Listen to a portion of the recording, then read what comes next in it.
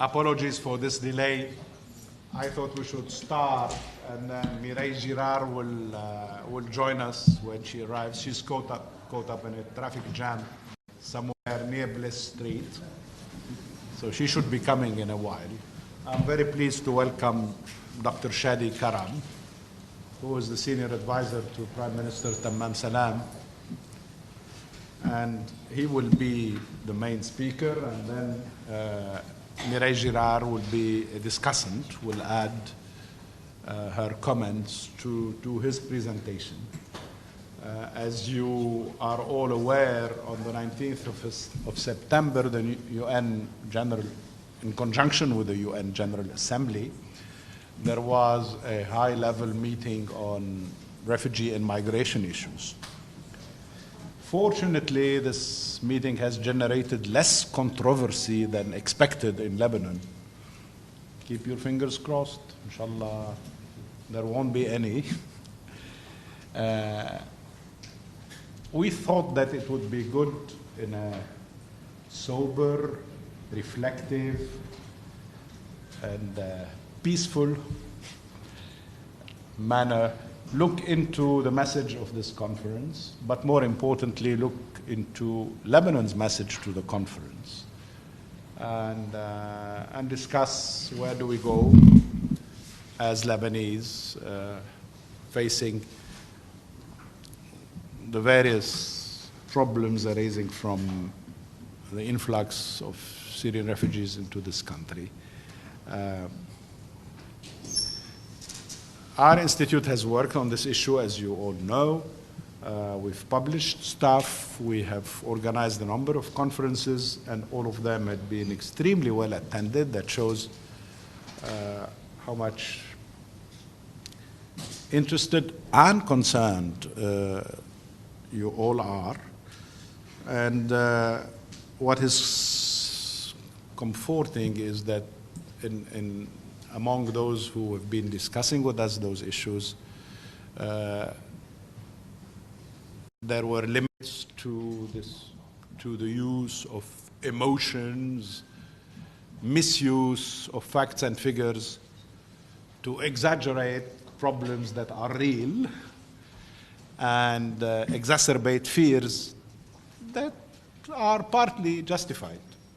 But I think no matter how partly justified they can be, it's important to exercise fears when we discuss these issues, and as soberly as we can. Here is Mireille Girard. You know her. She's the representative of the United Nations High Commissioner for Refugees in Lebanon.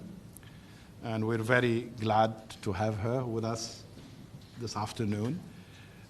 I didn't say much in your absence. I was only welcoming the participants. So I give now the floor to Dr. Shadi Karam and then to Mireille Girard for her additional comments. Thank you, Minister Mitri. I first of all would like to thank you again for welcoming or allowing me to come here and address this distinguished assembly of academics. I see faces that are all young enough to be still at university level, so I'm very proud to be able to do that. I am going to try today to give you a practitioner's view of the way we have been living with the refugee problem in Lebanon. And I would like to preface my talk by telling you that I'm going to be politically correct vis-a-vis the Lebanese government and call them displaced Syrians, because we have a serious conflict in Lebanon since refugees, as Mireille knows, carry some form of legal international commitment. And therefore, the Lebanese government position is that the Syrians who have been pushed out of Syria by the Syrian crisis are identified as displaced in Lebanon, to insist also on the temporary nature of their presence. Now, as His Excellency mentioned, we have come back from New York, where we had not one, but 2 and maybe 2.5 meetings again on the subject. One of them was organized by President Obama and covered the entire refugee problem in the world. And today the world counts, according to the High Commissioner's tally, about 50 million refugees worldwide. So it has become a very serious problem.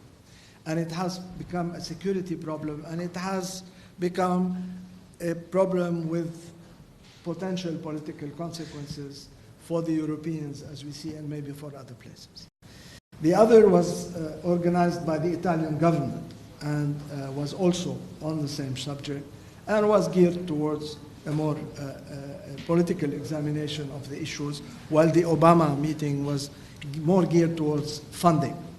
And when just for the anecdote, when the Obama meeting was being prepared, Lebanon in the beginning, we didn't know whether we were invited or not. People were invited, countries were invited. And when the invitation took time to come, when the invitation took time to come, we asked, why aren't we invited? And we were told, no, this is probably going to be a donors meeting. And we said, if it's a donors meeting, Lebanon has spent over $15 billion because of the crisis of the Syrians which have been displaced, who have been displaced into Lebanon. Which donor has given so much money? $15 billion it doesn't even have, as a matter of fact. Anyway, be it as it may, because it is an academic framework, I thought I'd try to remember how you do things academically. And I thought I would maybe talk a little bit about the problem in general before focusing on the various conferences and the worries, especially, and the both objective and subjective perceptions that we have, that the Syrians also have, which are likely to complicate the problem in the future and cause us some additional worries. What you should know is that since the issue started and since the tallies began, and I think Mireille will confirm this, over 100,000 Syrian babies were born in Lebanon between 2012 and 2015. Just as an indication, the number of Lebanese babies per year is between 40 and 50, depending on how much people watch television at night or whether the programs are good or not. The refugee crisis we are facing today in the region is unquestionably the biggest crisis since World War II. And it is not only affecting the region, although it is stemming from countries of the region, it is also affecting Europe and maybe beyond Europe. It has effects that I don't need to describe to you, except to say that I will go into more detail on the economy of Lebanon. But it has tremendous economic effects and certainly some very, very deep social effects on the social systems of the concerned countries, both the countries that have been left, from which the refugees left, and the countries that are hosting them. And I would like to also insist on the fact that these conflicts are unlikely to be solved soon, and their effects will not dissipate anytime soon, simply because they are rooted in some pretty serious fundamental issues like religion, serious political polarization with outside influences, deep inequalities that are not getting better and that certainly the conflicts are not going to improve, and a tremendous pressure caused by rapid population growth. On the European side, the fact that the spillovers those past 2 years became sizable in terms of numbers and in terms of frequency, and the attacks that have taken place inside on the soil of some of the countries like France and Belgium, notably, are affecting seriously the European construct. Things like, for instance, the free flow of people across the borders of European countries have certainly been threatened by what is going on, and this is undermining the European project of free flow of people. There is also a growing sense of insecurity that we cannot ignore, with the serious political consequences that it has, reshuffling some of the political givens and allowing some of the extremist rightist movements in some of the countries to gain ground.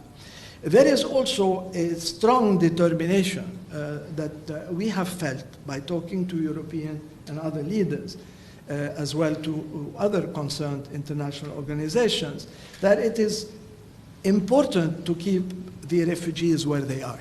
It is important to keep them where they are. The good side or the good argument behind that is they should remain close to their countries of origin because that makes the return easier. The not so altruistic aspect of the question is we don't want them to come here. Now, what happened in Lebanon was nothing short of cataclysmic because over 1/4 of the Lebanese population flowed into Lebanon between 2011 and 2013.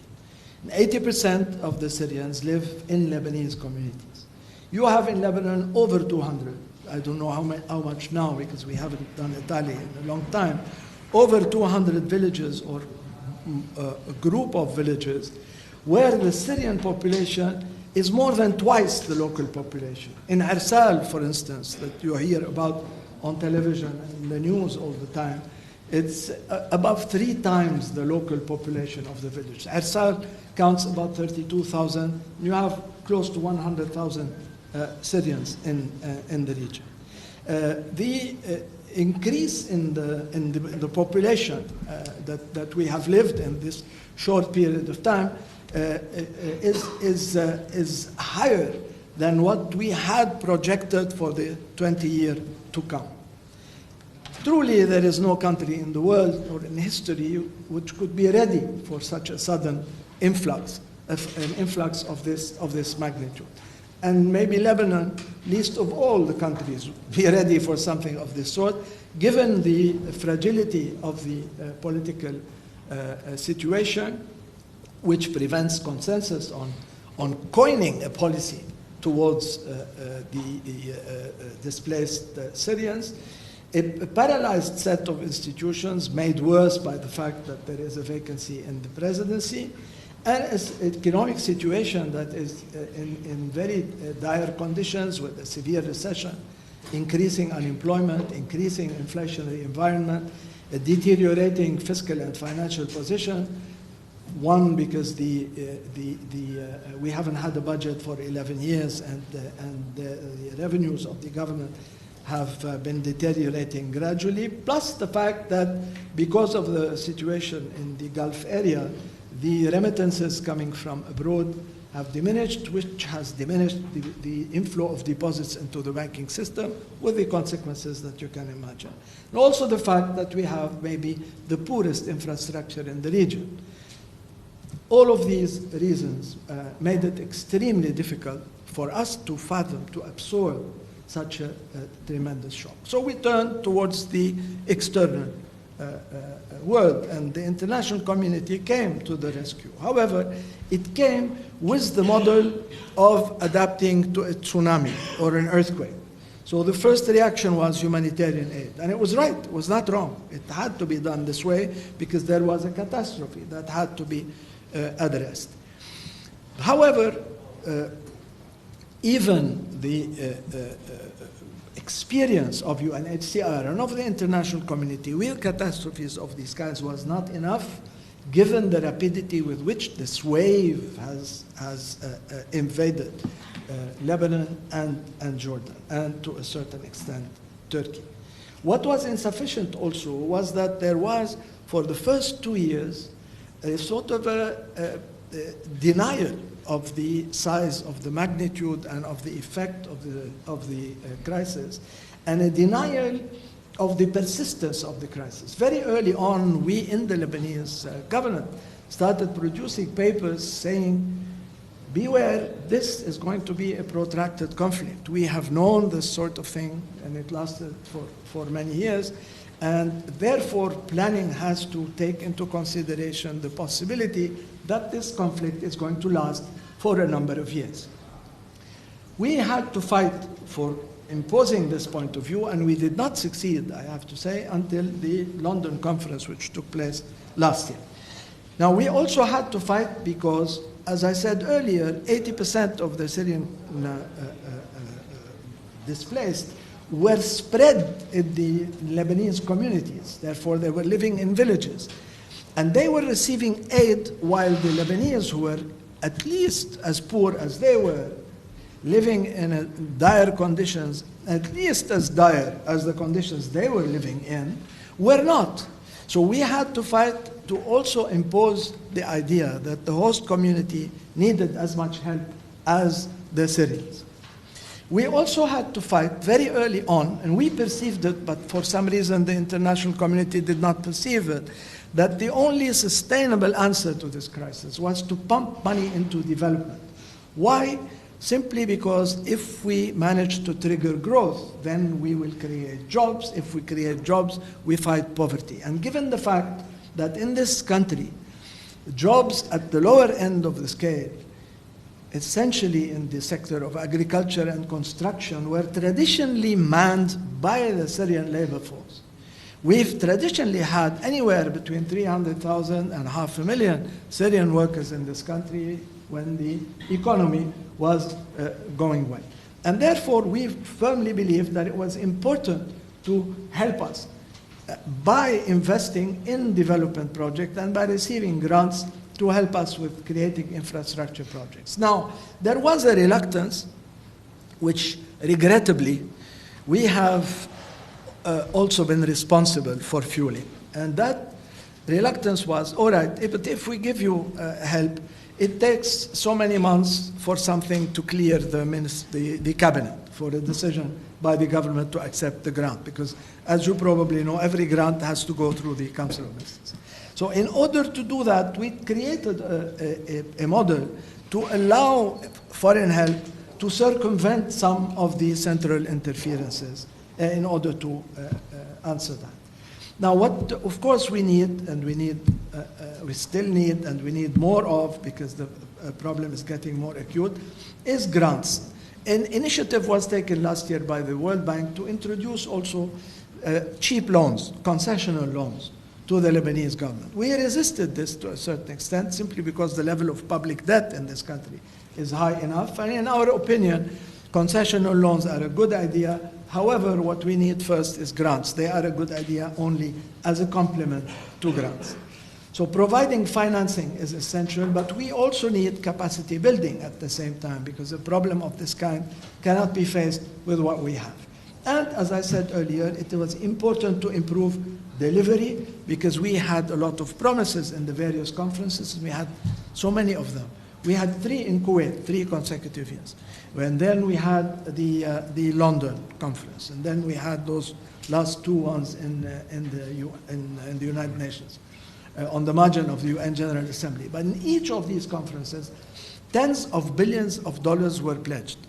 And had we received, I say, 10 to 15% of what was committed, I'm speaking about Lebanon, we would, of course, gone a long way in addressing the problem. But we haven't.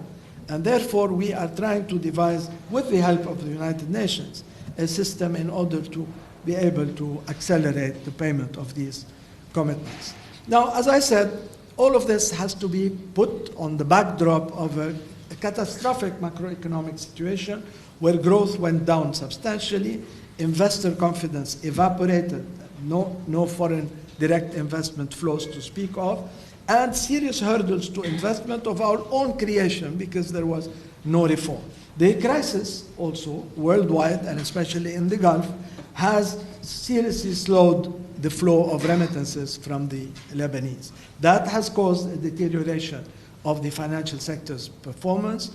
The insecurity has shrunk tourism, as you all know, and the structural deficiencies we suffer from have not been able to be addressed for lack of the possibility to do reforms simply because of the political blockages we have faced.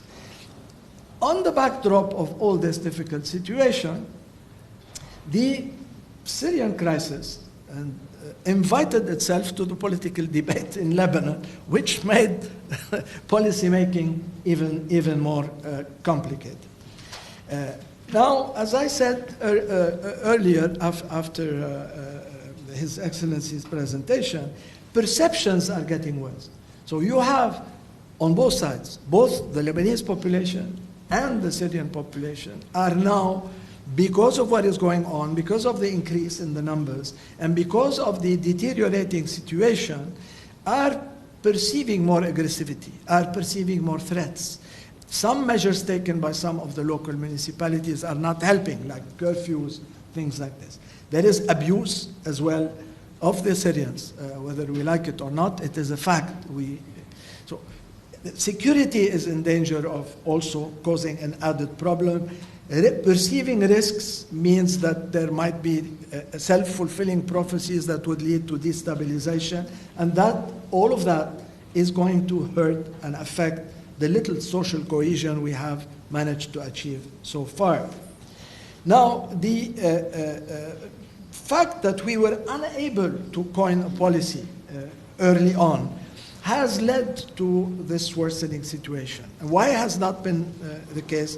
Because back in 2012, early 2012, the then President of the Republic, Michel Sleiman, presented a paper to the cabinet requesting that the cabinet agrees on a general policy to deal with the flow of refugees, which at the time was still very low compared to what happened later on. However, the fact that there is in this country a fear, a paranoia concerning camps and concerning what could be related to the Palestinian experience in this country, there was a strong objection to the idea of setting up camps. The result was that no agreement was made on camps or on any other thing for that matter, which has left the door basically open, and no decisions were taken to address the problem in any way. The first reaction to the first organized reaction to the problem took place in late 2014 when Prime Minister Salam decided to constitute what was called a cell for the displaced, composed of the ministers concerned with the issue, namely the Minister of Social Affairs, the Minister of Labor, the Minister of Interior, obviously, and the Minister of Foreign Affairs, given his own political position vis-à-vis the problem of the refugees. But regrettably, this cell has tried very hard to arrive at a consensus and to take decisions, but it remained oblivious to some of the essential facts that this country was facing, and which made the taking decisions a very important and very urgent matter. High unemployment and increasing unemployment because of the displacement of some of the Lebanese workers, increase also in formal employment, a real drop in real wages, and a substantial increase in the unemployment of Lebanese, which has led to a serious increase in poverty levels, driving, according to the World Bank, over 170,000 additional Lebanese people, bringing the total to about 1 million, below poverty level, which is about what, $4 a day. The fact is that some sectors have responded. Education is one of them. Education is one of them because there were a huge number of Syrian children thrown around that needed schooling. So the Minister of Education has, with the help that has to be recognized, sizable help from the international community, has been able to accommodate now over 220,000 Syrian children, which is just about the number of Lebanese children in public schools. We're talking about public schools. And the way they did this was very creative because for lack of classrooms, they opened the schools in the afternoon. So the morning was dedicated to the Lebanese school children, and the afternoons were dedicated to the Syrian school children, with the professors and the principals of each of these schools in the regions on board with this. This also is a place where the UN, UNHCR in particular, UNICEF, UNDP and others have helped a lot. This is an area where the British government and the American government have gone to a great extent in assisting. The health sector was also prone to some serious shocks simply because of the introduction of diseases that were unknown in Lebanon or had been totally eradicated. Leishmaniose is something we've never seen in Lebanon. Polio, tuberculosis. So we needed a prompt response. And of course, with such a number of people, the incidence of health issues augments. It's a statistical reality. And therefore, there was a problem finding hospital beds, and that has not helped social cohesion either, because a Lebanese who goes to a public hospital and doesn't find a bed because he sees a Syrian inside, that doesn't help matters. Be it as it may, the Ministry of Health tells us that the Syrian treatment of Syrians is costing them about $600 per year. But measures have been taken to respond. Money has flowed in. Projects, vaccination and others, with a lot of voluntary support, have flowed in, and there was a serious response. Finally, on this point, at the end of October 2014, the famous crisis cell arrived at a consensus over a paper, one of the main determinants of which was to regulate the inflow of Syrians on the border. First decision was, we cannot accept people who consider themselves refugees if they don't satisfy two of the main conditions of being refugees, and I speak under your control, my dear Mireille. One is that you cannot go back to your country, and two is that you do not want to go back to your country. So a Syrian who comes to Lebanon, gets a refugee card, al-Adha with his cousins 2 months after that, is of course not accepted.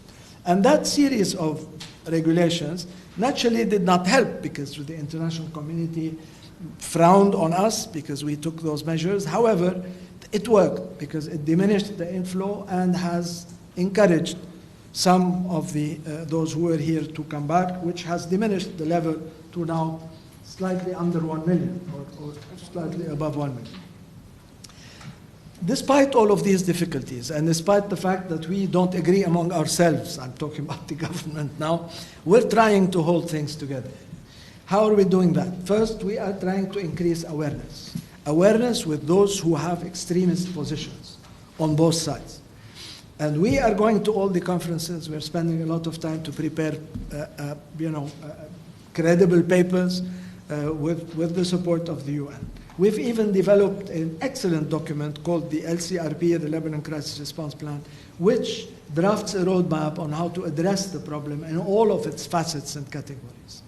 However, we encounter hurdles. We are now in the middle of one of those hurdles, and I call it the bazaar over the conditioned funding.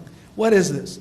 This is essentially a request that we have been hammered with to grant work permits and to grant residency permits without payment, without the famous $200 fee for a residency permit, to the Syrians in Lebanon.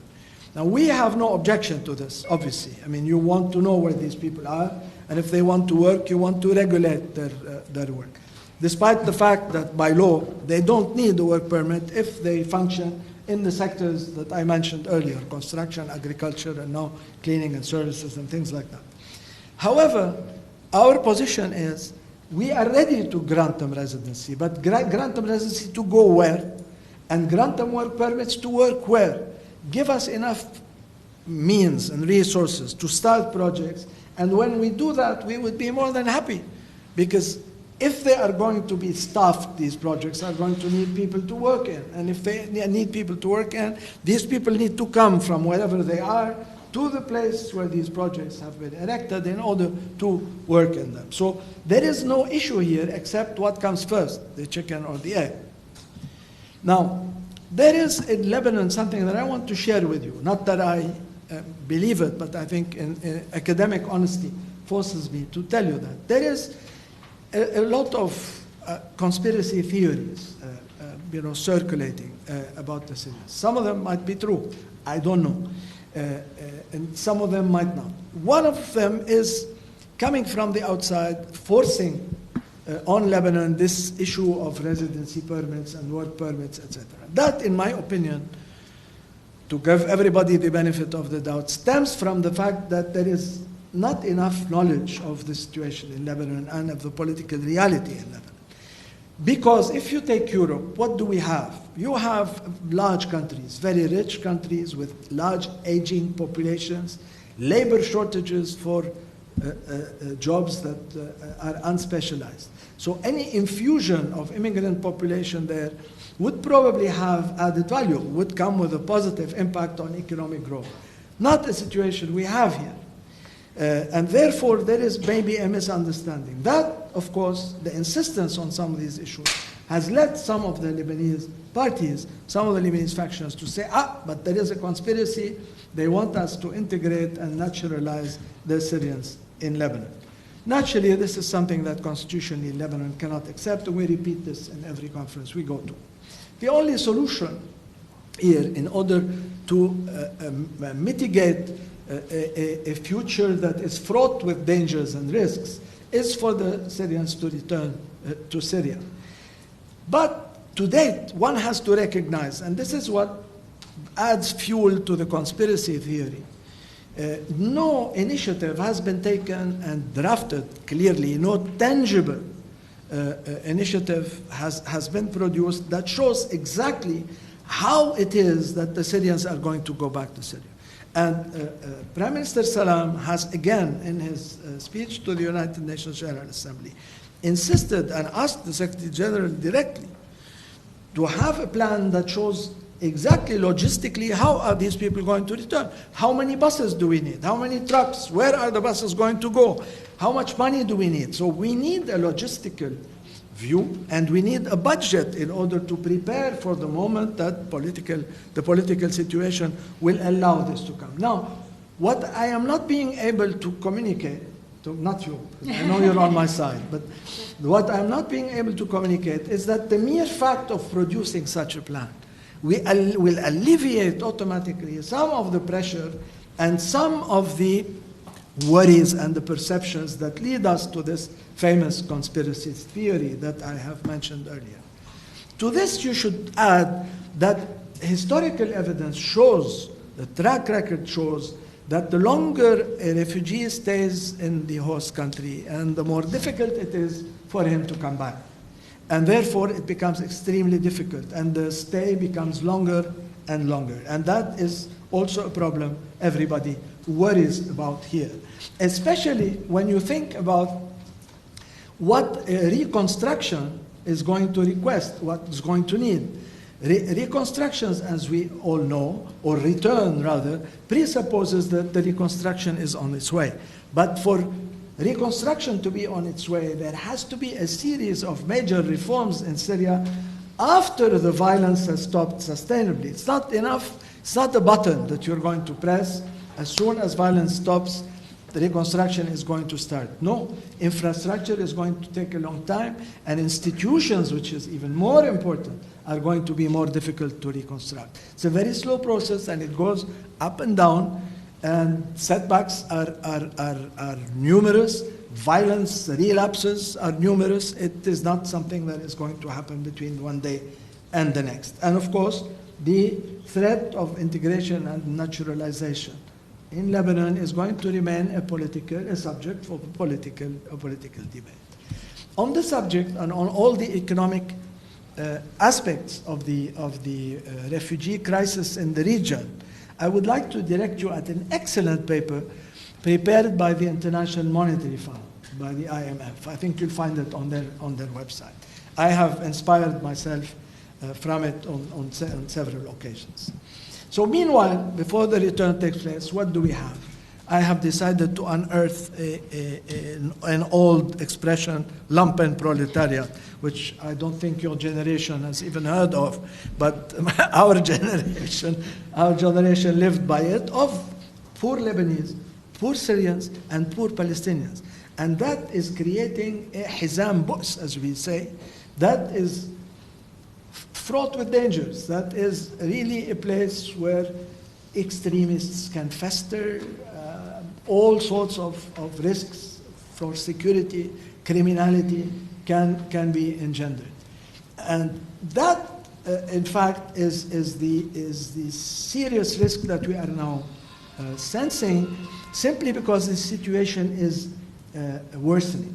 In the beginning, we were all very happy because we realized that there was almost zero issues with security and criminality. This is no longer the case.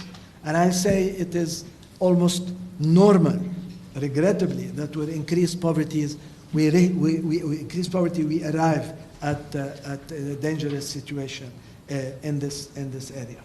Now, again, to come back to the idea of conspiracy that many are today trying to market, there is the question of what is it that the international community really wants. If it's not giving us enough money, if it is not accepting to directly go to the execution of development aid projects in the amount that is needed, although they know that we need those amounts. What is it that it wants? And this is raising a lot of questions. There are even questions being raised, why is it that in the middle of this region that is on fire, Lebanon remains an oasis of security and stability, relatively speaking? Why is it? Is it because they want the Syrians to remain here? Because if the security situation deteriorates in Lebanon, this is going to implode, and therefore you have 1 million Syrians that are going to be dispersed in an uncontrollable way. Now, how do we cope efficiently with the problem? First of all, we need political assurances on the fact that the Syrians are going to return. And we need, as I said, tangible steps in this regard to be put on the table. Once this is done, or while this is done, we need to really create a serious conceptual framework to know exactly what it is that is workable according to our own experience. Number one, it is important to understand that humanitarian aid alone is not enough. Development aid alone cannot possibly be accepted because there is a humanitarian need. And as long as this need exists, you need to furnish humanitarian aid. The two should go together, should not compete with each other, but they should be integrated in a serious and well thought of model. It is important that international assistance favors local needs. It is important that the international community adheres to Lebanon's priorities, not what they think is best. If we tell them we need a water station in Akkar, it means we need a water station in Akkar. It is not that we want to build it in another place. Finally, we have to understand, it has been the case everywhere, that when growth is triggered and development takes off seriously, humanitarian aid is going to be phased out gradually. People will get out of poverty, and therefore they will need less assistance.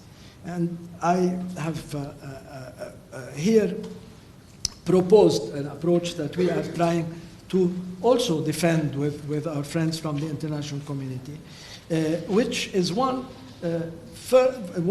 involving the private sector.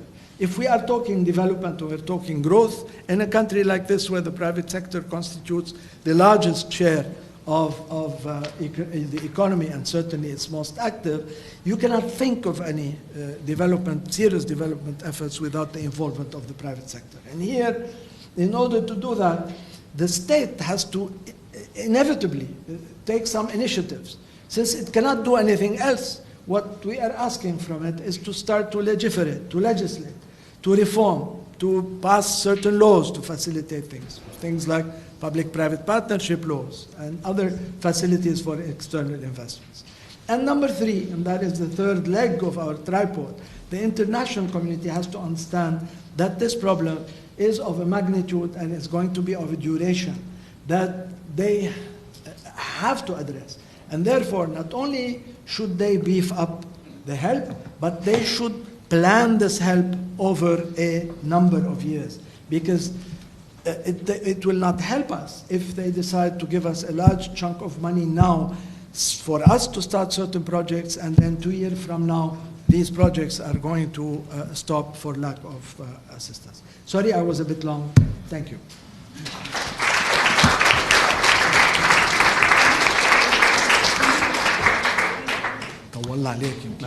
Thank you so much, Shadi. Now to you, Mireille. Thank you very much. I think after the very comprehensive and thought-provoking presentation by Dr. Karam, I think I will not elaborate on the Lebanon situation, but more take it a bit from there to the New York events, and then coming down to what are the implications of these specific events for Lebanon. How do we move forward from it, building on what Dr. Karam mentioned. So the New York conference is, if you take the perspective of the United Nations, I will present it from the half-full bottle and not the half-empty bottle. There have been sometimes frustration expressed over the fact that the New York events didn't really come with concrete pledges or radical decision. I think from our perspective at the moment, we believe this is quite an achievement to have reached at this point in the world where you see so many crises, the migrant movement taking magnitude, the refugee situation spread all over the world of an unprecedented size, as Shadi mentioned before. At that moment in history, having an international forum that reconfirms commitment to refugee protections and to human rights instruments, this is a real achievement. All countries from the United Nations in the General Assembly, they were, Shadi mentioned several of these events. The two principal I'll elaborate on will be the one of the General Assembly, the Summit on Refugee and Migrants, and that was on the 19th of September, followed on the 20th of September by the so-called Obama Summit that was initiated by the United States, but in the end co-hosted by about 7 countries.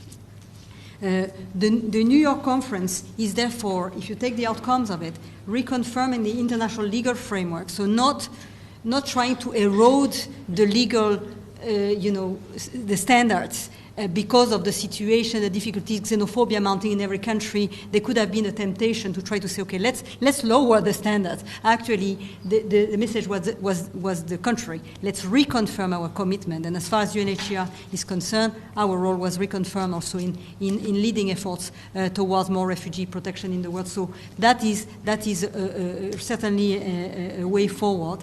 The second big takeaway from this meeting is that there was an international commitment that refugee response or response to migration issues should be people-centered. People are at the center of every international human response. Let's say the humanity was put forward, respect for the dignity of people, be they in exile for refugees or displaced from their homes due to economic migration issues. That was the second center point. And thirdly, but very importantly, and a key message for Lebanon, the idea was to say any refugee situation in the world is everyone's business. This is not one country. No one country in the world can handle alone a refugee situation. No country in the world can turn to a country saying, you host country, this is your problem, these are your refugees. Refugees are everyone's problem. They are not the creation of the country that is hosting them. On the contrary, the country that is hosting them is trying to bring some protection to a situation that they didn't cause, and that means that the whole international community should consider that they have something to do about it. And that is an important step forward. In terms of that, you have seen probably that there was a so-called New York Declaration adopted at the end of the summit. I would encourage you to reread Annex 1 and 2 of this New York Declaration. The Annex 1 is on refugees. The Annex 2 is on migrants.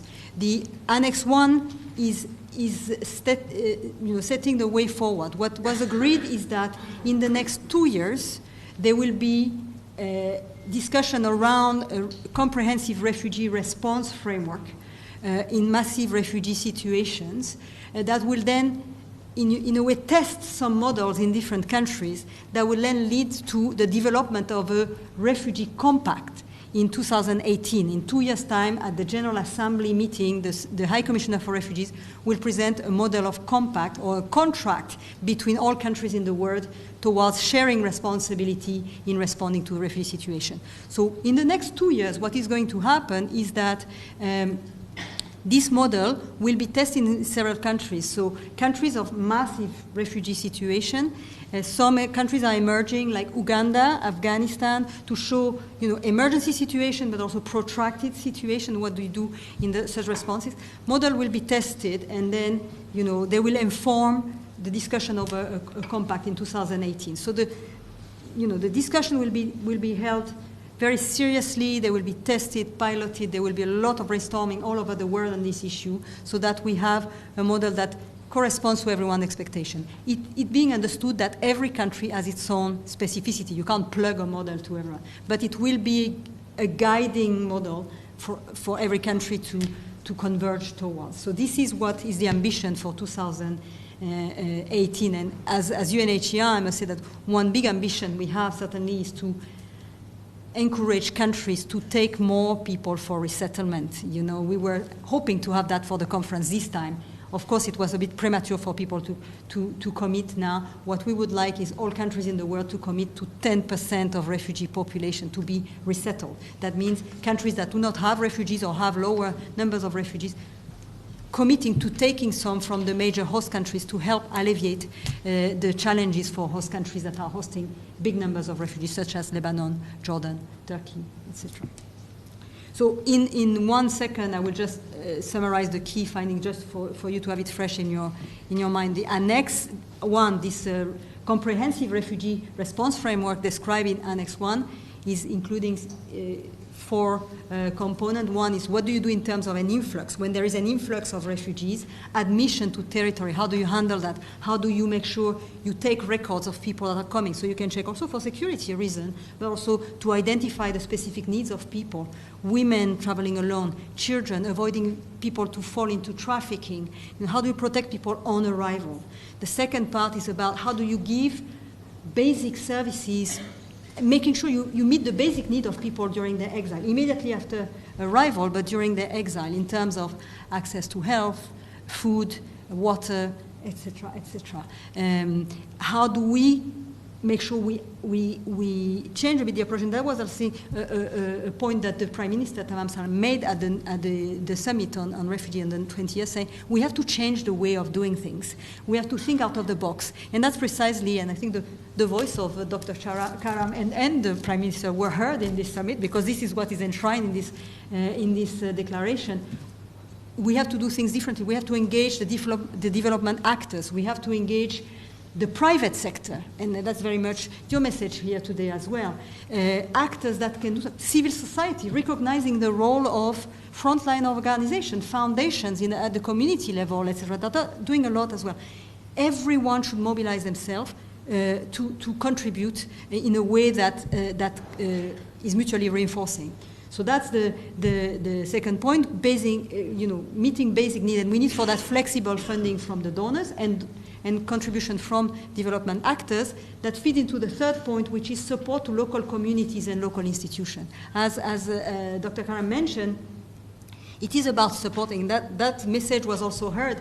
A refugee response is not only covered by a humanitarian response. Immediately, when people step in a country of protection, where they flee their country, immediately development assistance has to trigger in support of the local communities, in support of the institutions' capacity to handle the crisis by themselves in an autonomous manner, and in a way that will also stay behind when the refugees have gone. You reinforce hospitals, you reinforce schools, you reinforce water infrastructure. That will stay on when people have left, right? So these all benefit for the local communities as well. And of course, engaging the vulnerable local communities in any planning to make sure they also benefit from the planning. And the last point of the comprehensive refugee framework is about solutions. It's about what do you do to bring an end to a refugee situation. A refugee situation is something abnormal. We shouldn't consider this as a fact of life. This is not good to accept that as a fact of life. We have to find an end to it, to this abnormal situation, as soon as possible. And for that, the primary objective is, of course, to work a lot on repatriation, the voluntary repatriation of people to their country when feasible. That means everything. That means working with the country of origin, preventing conflict in the first place, or mitigating the reasons that have made people flee so that they feel confident to return, working on reconstruction, working on reconciliation so that the return is durable, that people don't feel the need to flee again. Reconstruction in countries of origin, but also preparation for people when they are in exile towards return, building their skills so that they can find a job when they go back, etc., etc. Second one, resettlement. I mentioned it. Resettlement is about countries other than the host countries that are hosting the refugees, taking quotas and to give permanent solution to refugees out in their own country. What we have been opening up this year is another opportunity for countries to give more than the normal resettlement quota. Resettlement is an expensive program because receiving countries have to develop, language class. They provide normally housing for the first year until people find a job and can stand on their own feet, etc. But we propose to states to think out of the box here again and to think about other options, even limited in time. Give a 5 years humanitarian visa for people to go. You don't have to commit forever. Just allow people to do a master's in your country, take scholarship, do humanitarian visa, do temporary immigration, until we see what's happening in Syria. If in 5 years situation is better, you don't have to renew it. Let people go back. If the situation is still bad, extend for another 2 years and see from there. So our approach was to try to encourage everyone to do something at their scale. You have a country like Brazil, for example, that is facing a major economic crisis. Yet they wanted to do something. They say, we don't have a program, we don't have a budget to do something like this, but we're happy to give visa to people. So what can we do? We suggested to them a model of sponsorship, a family sponsoring another family. So there is no funding for the state. So a family in Brazil that is keen on offering housing for people and feed them for the first time they're there, they will get the right to work, the right to education as soon as they arrive. They just need to be sheltered for a while. This kind of thing, everyone can do something about it. And lastly, and that's a contentious issue in Lebanon, it's about what do you do for people in exile. And another option for solution is enabling people to stay in the country where they are. This has worked in other countries before, and Lebanon has said very clearly that this is not an option for Lebanon. And clearly people understand that. It's a country of 4 million. You add 1 million people, that will have a major impact on the country. So the government of Lebanon has said this is not an option for Lebanon. We're exploring the other solution. And fair enough. There is no problem in the international community for that. But there was a very strong sensitivity. The public opinion, a number of people in the political arena are very concerned that the refugees may have to stay and then we will be stuck with the refugees here. So what do we do to show to Lebanon that actually it's a national decision? No one can impose that other than Lebanon. And that leads me to my final comments on this. What is the consequence of all this summit for Lebanon? Just one word about the Obama summit. The Obama summit was taking from the General Assembly meeting specific commitment that state can make. The second summit was only about refugees and drilled more into concretely what can states do. So there are a number of countries that committed to changing their legislation, some for taking more people for resettlement. A number of countries doubled their resettlement offers. Some countries doubled the offers for funding that they had made originally, etc. We're counting now what are the consequences of this, and a key message was certainly to make sure these commitments are delivered. We have the UAE that committed to take 15,000 people for resettlement. Unheard, never happened before. So we're following up on this. Now, consequences for Lebanon. Where does that take us? In the context of the comprehensive refugee response framework, UNHCR will be engaging with many countries in the world. Lebanon will not be one of these pilot countries, as I mentioned, but we will have here an opportunity to do a lot of debates, event, projects, reflecting on some of the themes of the conference, be it in terms of education, basic conditions in exile, solutions, etc. And we actually, I'm turning to you as an academic institution for all your thoughts and researches that you may want to do on some of these subjects. This is highly welcome. We'll do a number of roundtables, debates, etc., to put on the table those issues that are of particular interest of Lebanon. So, for example, certainly the issue of local integration. Let Lebanon be able to say, this is not an option for us. Then, what are the other solutions that we're looking at to reassure that there's no objective, agenda of the international community to do something like this. Let's put it on the table. Let's not avoid the debate. So we'll have discussions on that. I think the issue of return, I think Dr. Karam mentioned it.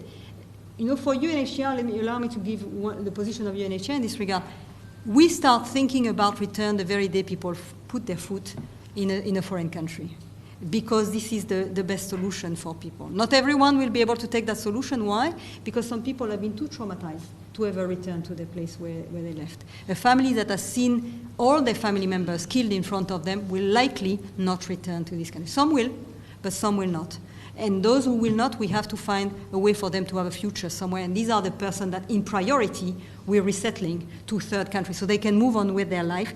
No point waiting here for a solution in Syria if they won't go back to Syria. Those that stay here are the ones that will actually want to go back to Syria.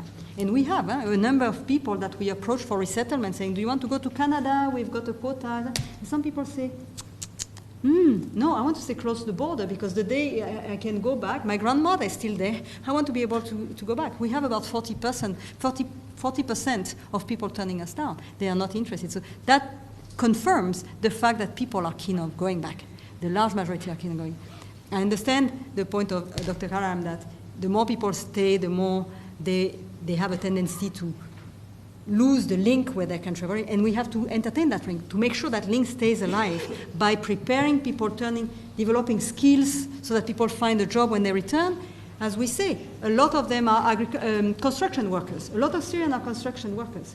When there is massive investment in Syria for reconstruction, these individuals will find a job. They will have jobs for generations in their country next to their home that they can rebuild in it. So there are ways to put a positive spin into this situation so people will not have to wait for the reconstruction to have happened, but they will be part of the reconstruction effort. So we have to turn all this into dynamic processes that are mutually reinforcing and turn the negative spiral where we are at the moment in terms of vulnerabilities of people, increase poverty in Lebanon, increased debts, etc., into something that then prepares for solutions. So the discussion on return, we'll have it. We'll have it as well to make sure that everyone is reassured that it is very much in our thought. And the day that happens, this will be, fantastic for everyone, fantastic for the economy of Lebanon. The economy of Lebanon will boom at the time of reconstruction of Syria. This will be the lung of the reconstruction in Syria. And at the same time, refugees will also find jobs there. At that point, it will be in a happy phase. We are not yet there, so how do we hold on collectively together? The message, Tarek, you were asking us what is the message to Lebanon of the conference, if I can conclude by that. The message of Lebanon, to Lebanon of these conferences that we can take away is, one, the specificity of Lebanon is recognized.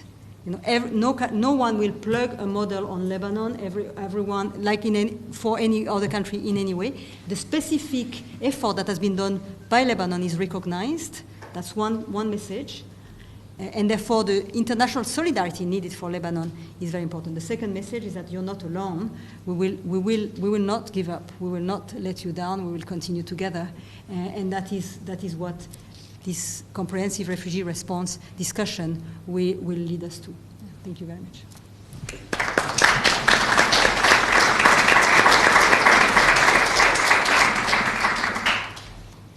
Thank you so much. Now I open the floor for questions and comments. I know that many of you, faculty, students, but also researchers at this institute, have a lot to say. You may want to say things about facts and figures. You may want to discuss policies or the lack thereof, whether they're governmental policies or those of the international community. You may want to expand the debate on policies from economic and development issues into protection and human rights issues. And finally, you may want, I think, because this is at the core of this whole controversy in the country and the conspiracy theories that some of us would like to see deconstructed, the issue of resettlement and return. I mean, that is the crux, I think, of much of what is being debated in this country. So by listing those clusters of issues, I'm not limiting your freedom. You can ask any question you would like. You can make any comment. You can address it to the two speakers or prefer to address it to the audience. It is up to you.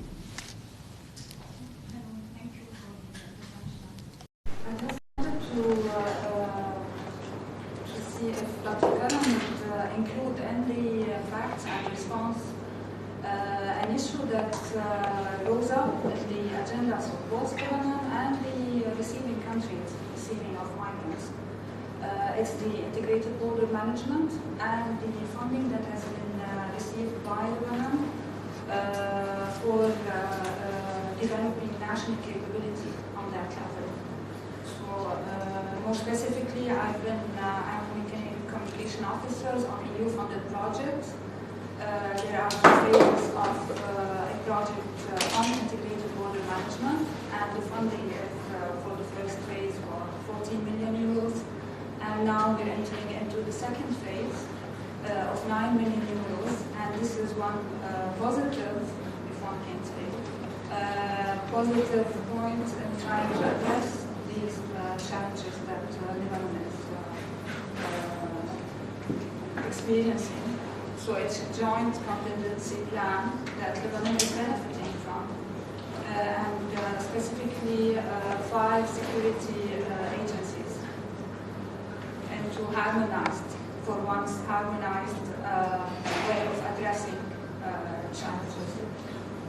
Just it may be good if you introduce yourself.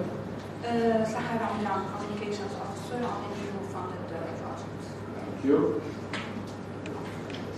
I can answer in 2 words. Actually, one of the good sides of this project was not only the money, but it motivated the security agencies to start working together. I'm saying absolutely. It responded to a need, and it generated a dynamics of coordination which was lacking.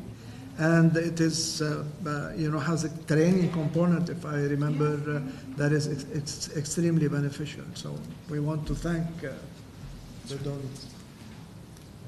Thank you very much. I'm Issam from the Faculty of Health Sciences. So my question is to Mireille. So a crucial question for us to the international community is that what does it take to move from recognition of specificity and expression of solidarity to actual translation into really substantial work on the refugee subject, acknowledging the importance of the technical and many issues brought up by His Excellency Dr. Karam, but also the fact that Lebanon is a producer, an active participant in the production of the refugee problem through cross-border flow of militants and whatnot. So, what does it take for us to get to a higher level of action by the international community? We don't even qualify to be a model to be a demonstration site for testing a model so let alone obviously addressing much more. Thank you very much to both. Okay. To be able to measure achievement and to work on something, we have to set goals. And I think the conference was setting the goals and putting the bar pretty high as to what is expected. And there are some very concrete action mentioned in the comprehensive refugee response framework. A lot is already in place here in Lebanon in terms of data collection, in terms of health response, as Dr. Karam was mentioning, in terms of, but we can always do more, and we have to do more constantly. The level of funding is very clear in Lebanon is not sufficient for the ambitions we have, so we have to strive to always push the donors to get more, solicit other donors, for example, the private sector. There are things that are intangible, can be done without a money tag to it, by civil society, by the refugees themselves, etc. So it's about setting goals, measurable goals, and delivering. Quantifying what is already there, what is the gap between where we are and where we want to go, shifting gears, as Dr. Karam was saying, looking at the development approach more, and quantifying. I think what the Prime Minister mentioned in the 2 successive summits, the need to have a better tracking system so we can account for the money that comes in, we know where it went, and the government, and actually Dr. Karam himself personally is working very is very mobilized on this issue to develop a system where money is accounted for. More assistance of the type that goes directly to beneficiaries as opposed to many layers. So the government, for example, is really encouraging direct support to the municipalities, in-kind support, sometimes to avoid a lot of the bureaucracy. Just build a factory and donate it to the municipality. Here's what we hear. Or giving assistance, if you get to give assistance for food, just give the cash to people so they go straight to the Lebanese shop and buy there. So, investing in the local economy. Let's look at the positive spin also. Refugees are 1 million more customers at a time where the exports of Lebanon have dropped. So let's look at the positive aspect also of this. So what does it take? I think we'll have to demonstrate it. I think the will is there. There's a number of things in place in Lebanon, and we have to gear up. And we have to mobilize all the other actors. The goal is set. There will be measurement over the next 2 years, leading to a firm contract between states later, with stronger obligation between states for international responsibility sharing. So we'll have to see. Thank you. Dr. Nasser, yes, Dr. Karam. Thank you very much. A specific question where Dr. Karam has started with the 100,000 newborns. And through research and follow-up, 98% of those kids are not being registered. So 80% of them don't get to the nufus, and 98% don't get into the foreigner register. So what we're facing, as a matter of fact, is an issue related, we're having the bulk of those kids have become stateless. So they don't have any document, any legal papers. So they will definitely face issues later on when it comes to access to schooling, access to health, or moving back. And the main issue here is the residency. Because 80% of the Syrians in Lebanon don't have the right, they haven't renewed their papers. And mostly because of the $200 that's costly for money of them, because 70% of them are under the poverty line. And if you look even in the details of this, 95% who live in Girard, for example, don't have legal papers. So this is, a huge issue that will create a lot of pressure in the coming years, especially when those kids become younger and become adolescents, and they might be outside school. So I don't know what's your position and the position of the government to facilitate the registry of those kids in, to become at least to have their legal papers so they can use them. I will give you a first answer. Or I can tell you exactly what I feel, and I will tell you then what the consensus today is in the government. First of all, let me tell you that I totally share your view. I think that the most important, the most crucial danger, and I don't think you'll contradict me there, is for these people to suffer from xenophobic pressure and to feel threatened by the state and by the local administrative authorities, municipalities and others. This is why I was against curfews, for instance. I'm back in Basra Shakhsiyya. This is me speaking. This is my opinion. It's not the position of the government. So I think if we give rise to, serious xenophobic fears in the Lebanese community, in the host community, and if we push the Syrians to an extreme where they feel seriously threatened and badly treated, where they feel muttahadin, for lack of a better word, then they're persecuted, then we are going to definitely have a problem much sooner than this problem will take place. We are going to have a problem, that's for sure. The question is, how can we delay this problem, and how can we mitigate its effect and make its magnitude lower than it is? But if we persist in this, we're going to have a problem. How to do that? Obviously, by taking care of all of these things. Yani, solving the issue of how these people can be mobile, solving the issue of how can they access jobs where we need them to be in any fashion. Also facilitate a serious control of places where they are displacing Lebanese. In places like restaurants, in places like independent small enterprises, bakeries, groceries, you name it, without being licensed. And I'm saying, and this is the decision of the crisis cell and the government, apply Lebanese law. If a guy is opening a shop without a license, then close his shop. and fine him or put him in prison. I don't know what the law says if you're opening a shop without a license. So apply Lebanese law. Now, on the issue of birth certificates, when a baby is born to a Swedish couple, the Swedish couple go to the embassy and they register the baby in the Swedish embassy. They have to do the process in the hospital. The process in the hospital, nobody is stopping the Syrians from doing the process in the hospital. Doctors are delivering papers. Now, what is lacking is the fact that these are registered somewhere so that they don't become stateless, which is a serious danger which we want to address. Here, my personal opinion meets the position of the Lebanese government. They have to register in their embassy.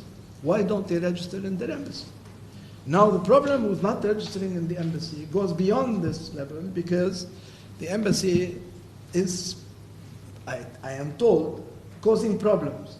And in order to solve these problems, there has to be a dialogue with the authorities, the Syrian authorities, in order to see how this problem can be solved, which is something we cannot do because of a disassociation policy that, as far as I know, is still in place for the time being. So I really don't believe that we can, and I think, Mireille has some ideas on this, and I'd like to listen to her opinion.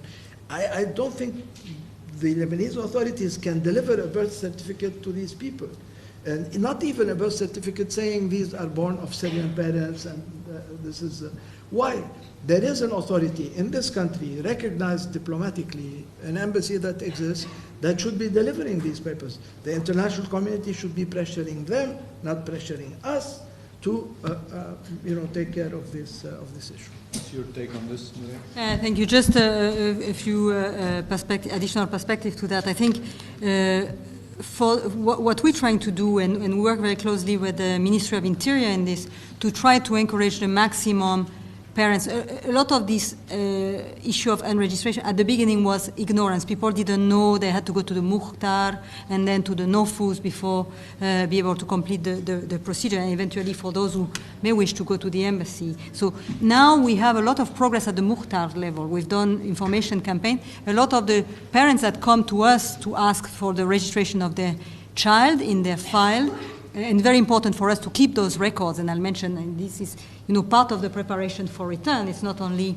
about activities here in terms of assistance, it's to look at making sure the families stay together so they're not separated at the time of return or at the time of resettlement. So any civil act that is happening in exile, marriage, divorce, newborn, death, etc., we documenting, we're keeping that.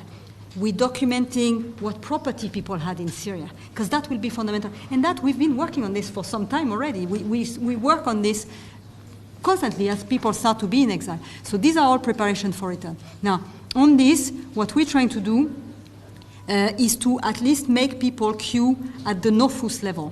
And the problem is that they'll be blocked there because they do not have the legal residency. So the legal residency is not required the Mukhtar level, but is required the Nofus level. Then you're stuck. You don't get your certificate that would then be, enable those who wish to go to the embassy to get. But we're asking them to queue already. Just get the file number, a pending number, so at least, and the day we can resolve the residency issue, if there's a government policy on that, then immediately all this bottleneck will be resolved. So that's what we're working on, because there is a limitation, which is if you don't do that the first year when your child is born, then it goes into to the court. It's expensive, it's long, it's forever. You may have family the day it's possible to return, to delay their return because they're still pending the registration of their child. So we're trying to avoid the maximum to not miss the deadline of 1 year. And then for those who have missed that deadline, we give legal aid to try to help. But they'll still be blocked by the legal residency. And on the point of embassy, and I discussed that with the Minister of Foreign Affairs or also last week, you have a number of people that have fears to approach their embassy. Imagine people, for example, that didn't want to go fighting. You know, so they've not gone to military service, or they've not been called. You know, it's an internal conflict. People didn't necessarily want to participate in an internal conflict. So if people are returning, they'll be arrested, they'll be imprisoned, they'll be punished for desertion or draft evasion. So you have a number. So fathers will hesitate to have their kids because that will put them in trouble when they return. So there's all these limitations. So what we're saying, do already just the Lebanese side of things. If we have up to there, when people return, we can. At that point, people will not have a fear of their government. They'll be okay to return. Whatever government is there at the time, maybe a transition government or peace and reconciliation in the country that people don't, they are amnesty, they have no fear anymore, they're okay to return. At that point, they will have no problem getting a stamp. And this is part of what UNHCR does as a refugee agency. We negotiate this thing with the country of origin when the time comes for return to make sure people get their document. They recover their ID document, their school diplomas are recognized, their birth certificates are recognized. So we need that. We need the maximum paperwork if we want to negotiate safeties for people when they return. Thank you. Yeah, thank you. Actually, my question, my comment is to Dr. Karam, and I want to thank you first for your at least different approach of approaching the crisis during your presentation. But when it comes to the 3 points of solution that you recommended at the end, one of them is about private sector or more private sector involvement. And I think that need to look into this issue on the light of some specific, let's say, disciplines. I mean, my background is I'm from AUB, Faculty of Health Sciences, and we'll look to health issue and private sector. I think this is a bit controversial. Talking about the private system in Lebanon, which is, we all know that this is very expensive private system because it's more technology-driven approach rather than having like a primary care approach. And it depends on hospital-based more than community-based. So when talking about more investment in private sector, that means more, more money to spend, more cost, in that case. And I guess the problem in Lebanon for the Syrian refugees are not those unknown diseases like leishmaniasis or TB. And I think it's more than having like chronic diseases than leishmaniasis. The problem is there because Syria in 2010 and before was middle income country that in terms of epidemiology, they faced problem of chronic diseases more than infectious disease. So I think the problem is here. So putting money in private, that means more money in, in the very cost, approach. And I think that could be a bit difficult. The question is why there's no more contribution by the government itself, rather than having like just to facilitate legislation and doing that. Why there's no major role of Ministry of Health in that term to serve not just Syrian refugees, but the Lebanese, the vulnerable Lebanese themselves. So why you don't invest in doing that here in the Ministry of Health rather than just giving money, to private sector, private hospitals here in Lebanon? Thank you.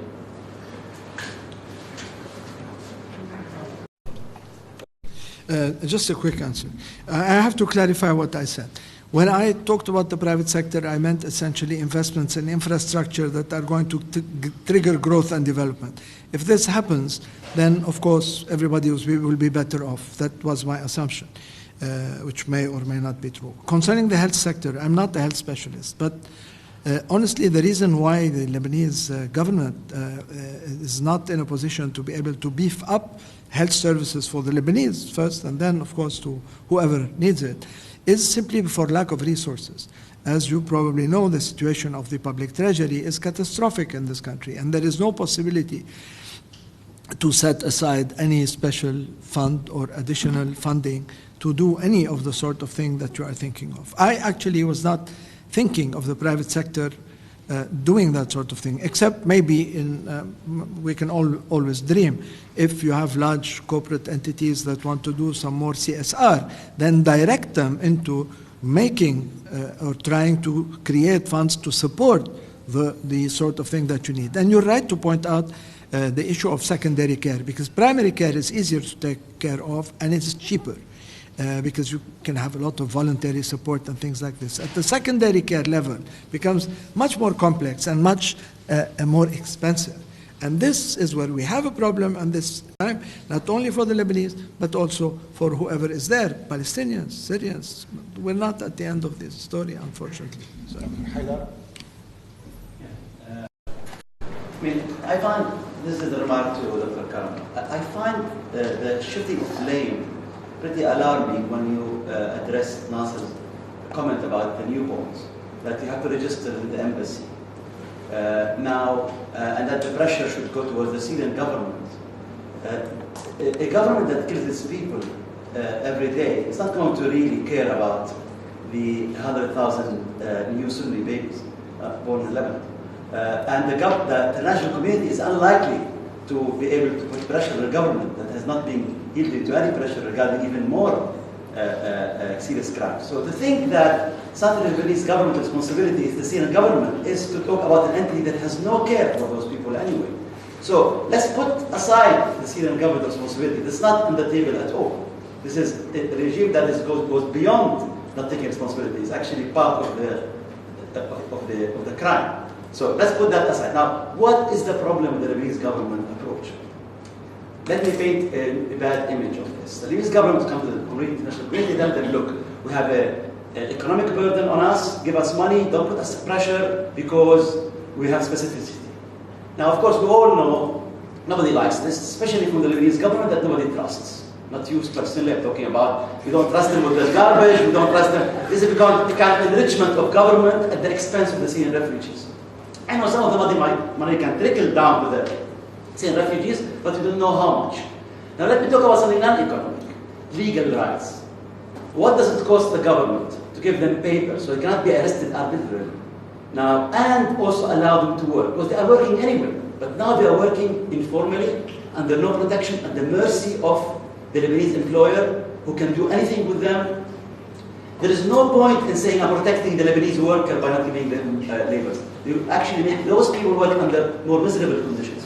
So at least, it does not cost you any penny, legal papers, so that people can be arrested on the checkpoints when they go out and in. And this happens almost regularly, brutally as well. They put them 3 days and they release them, they arrest them later. It's torture for nothing. If you want to avoid these people becoming radicalized, whatever, this is the least thing you can do. It doesn't cost you a penny. The second thing is to allow them to work, since they are working anyway. That is no use. Of course, I agree also that this saves you money because businesses and private business is relying on very low wage Syrian laborers. It allows the business, especially small business, to thrive and to continue to produce income for the family during times of economic squeeze. So I don't see what is the point. Now, of course, you might cater for specificity of Lebanon. If the specificities are racism and corruption, I don't think we have to cater for those things. If there's something more serious than that, then we should. Now, regarding the stuff that the government does well, which is give them an opportunity to educate the Syrian kids to go to the schools, the afternoon schools, of course, serious work has to be done about looking at the quality of education for these afternoon schools. Most of them are low-quality education. Lebanese teachers think this is additional income, and these are not worthy putting the effort on. I don't know, I'm not an expert, I don't do the research in the field, but something has to be done about the quality of teaching in the afternoon schools. I think the Lebanese government is demanding a lot and delivering a little on that case. And for no good reason, probably except that, as you're aware, that some people in the government don't like to give, they're afraid of this conspiracy theory. But of course, if conspiracy theory is a justification for racism, then that's not really a good excuse. Thanks. Of course, would like to remind you that at one point I specifically listed the dangers of the abuses that the Syrians are suffering from at this point. And I again raised that point to say that this is an open door to a worsening situation that could lead, to serious security issues. So I can perfectly understand you. Honestly, on the issue of the residency, there is consensus in the government about waiving the famous $200 thing. Why has it not been implemented yet? I honestly want to say something very harsh now. It's an issue of benign neglect, simply because the government, since this idea has been toyed with, has not really addressed its full agenda, which has hundreds of points suffering and which have not been. Number two, on the issue of residency itself, other than the waiver of the fee, which is sort of an intermediary decision that the Minister of Interior can take if he gets an agreement from the cabinet. On the issue of residency itself, honestly, we have tried very hard, and I think Mireille will vouch to that, to find a solution in order to circumvent the opposition from certain political factions in the country against this. We've even devised something that may or may not be applicable, which is a form of an attestation, not to say residency, so that it will be a piece of paper that every Syrian can carry with him when he moves from one place to another and not be arrested at checkpoint. We have gone very far in how we could draft this with the Minister of Social Affairs. We've even opted for having the Ministry of Social Affairs do it in order to take away from it all the security aspect and maybe restraints and complications. So to say that the Lebanese government really is a bunch of racist hooligans is not really scientifically exact. We are trying very hard, but it is very difficult, trust me, to make policy, especially when it comes to issues that are as critical and as sensitive as the presence of 1 million people with a majority from a specific religion. Let us say things as they are. It is very difficult to make policy around a table of a cabinet. I mean, you know that, you've lived this, which itself is divided on some basic issues. And whatever we can snatch in terms of small steps in order, as I said, to diffuse the xenophobic tendencies, to diffuse to stop the abuse, to try to not make the Syrians feel that they are being abused and there is some form of apartheid that is starting in the country, not only because it is a human thing that it should be done and we owe it to any moral obligation, but also because it is in our interest to do so. I mean, if we want to be cynical about it, it is in our interest to diffuse any of the issues. Bottom line is that Lebanon today is bearing a burden in the place of the entire world. We are here, the Jordanians, to a certain degree the Turks, but the Turks have a big country, they are rich, they're 80 million people. But between us and the Jordanians, we are really bearing a burden in the place of the Europeans and the Americans and the Canadians and the Swedes, etc., etc. And nobody really is helping us as much as they should help us to compensate us for bearing the burden of this issue in lieu of the entire international community. I think I'll take one final question or comment. Okay. Two final. I have been in many emergency situations in the world, Zaire, Iraq, Vietnam, you name it.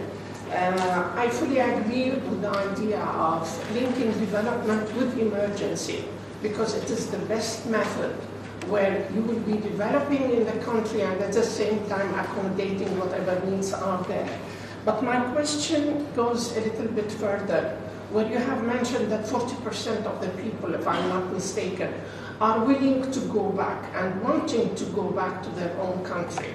Now, what I haven't heard is what is the role of IOM, International Organization for Migration, because we are in the 5th year of the refugees and the displaced in Lebanon. Isn't it high time that planning be made from now as how those who want to be repatriated to their own country? Syria is now in 2 locations, hotspots. You have other areas that are really quite peaceful. And talking about coordination with the embassy, I'm not willing to do. I was going to dare and say, what is the coordination with the Syrian government? And I think they have a major responsibility to take back and to accommodate the people who are willing to go back. This is one way of really planning for the return, planning for the assistance, not necessarily in Lebanon, but in their own country to take up their own lives. I'm not talking about reconstruction. Reconstruction is a major element that's going to take place, and it involves a lot of political handling and funds, etc., etc. But what about people who are in safer areas and there is not much destruction, but there is willingness to return? And I say, what is the role of IOM? Because it has to be done from now. And wait, and not wait till 2018 to start thinking about it. Okay, thank you. Thank you. My favorite subject. No, I say favorite subject. It's not a sarcastic comment. It's, you know, when it happens, that's the best thing you can do as a humanitarian, bringing people to their homes. So, you know, we'll be the first one on the front line on that. We'll be on the other side before them even. So just to answer your question, first of all, when I said 40%, I said 40% of the people that we are approaching for resettlement that means 60% say, okay, I'm okay to go for resettlement, but 40% say, no, I'd better stay here. That doesn't mean that only 40%, you go, just ask any refugees in Lebanon these days. It's 95%, or if not more, that say, I wish, I dream to go back. Again, it's not the same thing when you leave your country as a migrant, where you wish for better prospect, you know, it's your choice, it's your decision, you hope for something outside. A refugee doesn't hope for something outside. He's pushed away from his country. It's not the same thing. The feeling is not the same. And Lebanon knows that very well. How many people in Lebanon have been displaced? Sometimes within the country, but when you feel pushed, this is a very humiliating feeling, and you just dream of taking the choice yourself to return. So in terms of the willingness, we have it.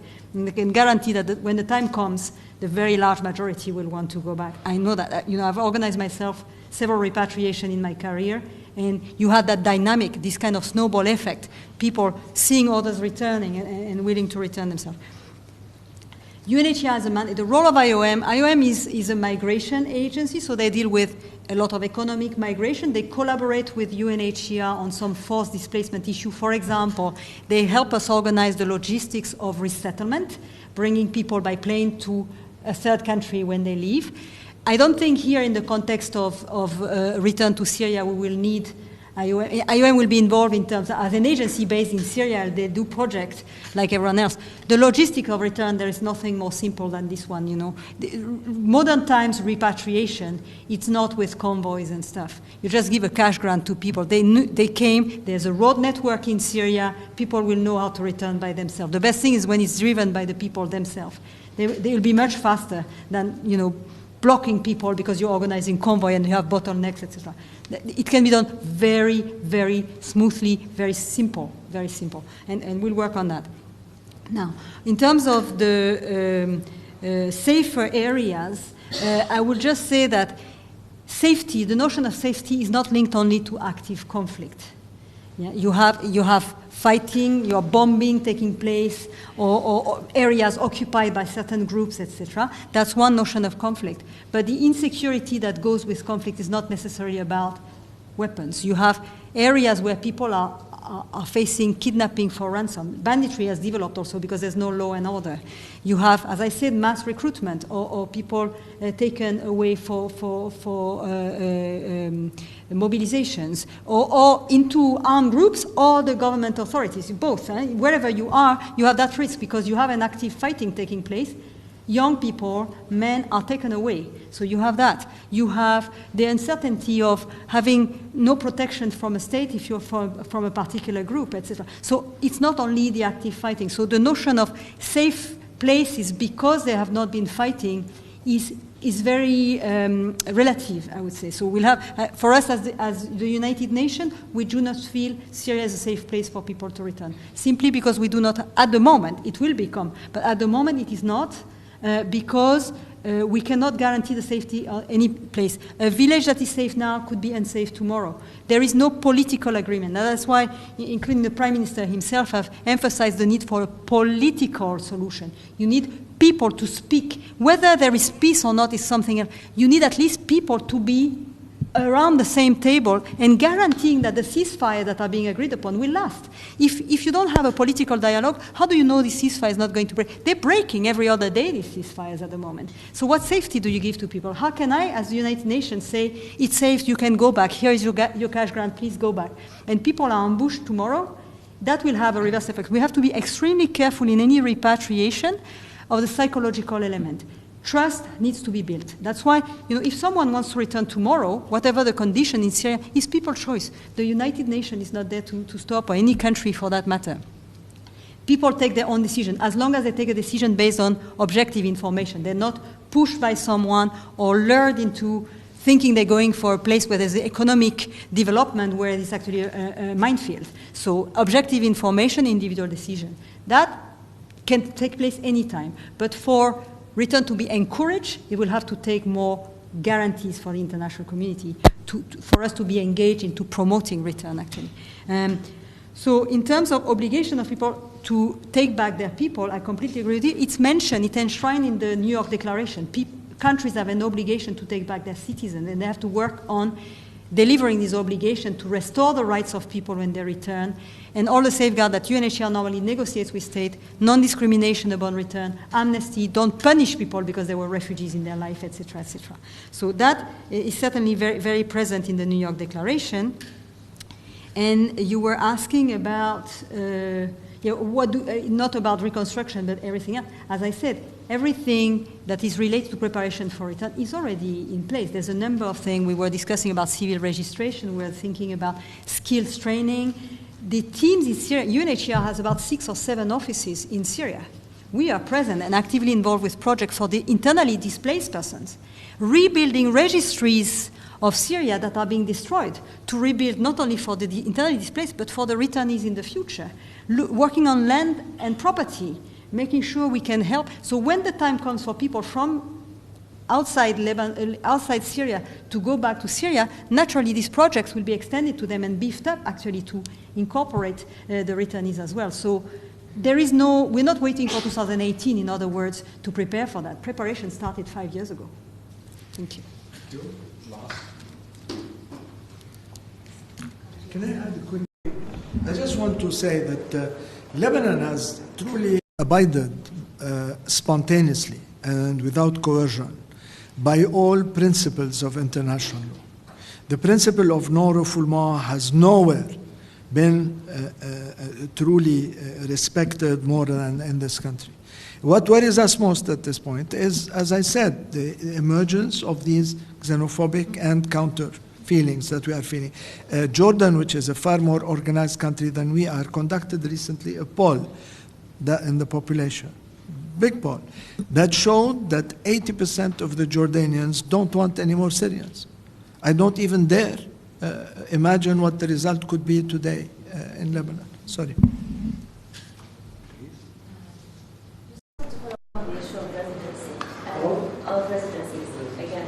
And you said that the situation we're facing today is the result of benign neglect from the government with regard to the lack of legal status.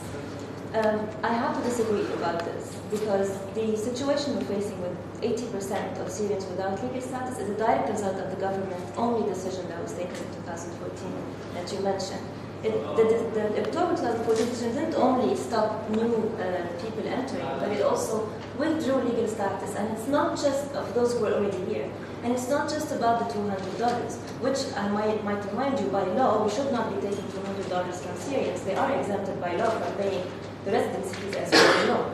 But it's also because we've complicated the conditions, and we are now asking them to justify why they are in Lebanon. We know why they are in Lebanon, and we are committed to no refoulement. We will not be deporting. If we are committed to no refoulement, the logical consequence is legal status. So the reason why I disagree with this is, one, it's a direct decision that we've done. It's not neglect. It's proactive decision where we have decided to withdraw legal status from 80% of Syrians.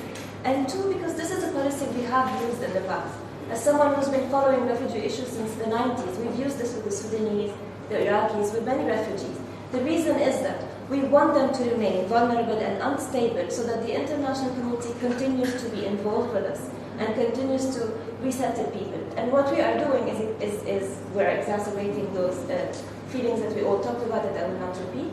But we really need to be able to reach a balance where we're balancing the need of dignity, of basic dignity for these people, whether it's to register birth, which is our responsibility and not the responsibility of their embassy by law as well, and for them to be able to move, work, and go to school, and our fears of settlement. We must be able to find a balance between these two issues that would respect people's dignity. This is a catastrophic decision we have done for us. Bashar talked about the situation in police stations. As a lawyer, I know police stations now are overcrowded with Syrians without papers, not because they have committed crimes, but because they don't have residency. The same with the judiciary. Justice, the judges, they constantly have to issue decisions against Syrians who don't have legal status, and they know that they are in a state of necessity. So I don't think this is benign neglect. This is a catastrophic decision that we have brought on ourselves. Allow me to take exception. First of all, as I said, in the beginning, we did not address this problem when we should have. That is, at the onset of the crisis. End of 2011, early 2002, and until the end of 2012, and until the end of 2012. The fact is that because we haven't, there came a time when we felt, overwhelmed by the problem. And because we felt overwhelmed by the problem, we went in every direction in order to try to contain the situation. And the fact that we went in every direction to contain the situation maybe made us go overboard in certain decisions which were not maybe thoroughly studied in terms of their impact on the Syrians, of course, but also on the interest of Lebanon, which you pointed out a minute earlier. So the pendulum swung to the other side, to an extreme. What we are seeking now, and have been seeking, and I again would require the testimony of Mireille on this, because we're working hard on this. We've been seeking for the past year to re-establish a kind of an equilibrium where papers are delivered, Syrians are given a status that doesn't threaten the, all of the sacred things that we believe in this country of non-naturalization, non-integration, etc., absorbing them where we can absorb them in the general labor force, things of that sort.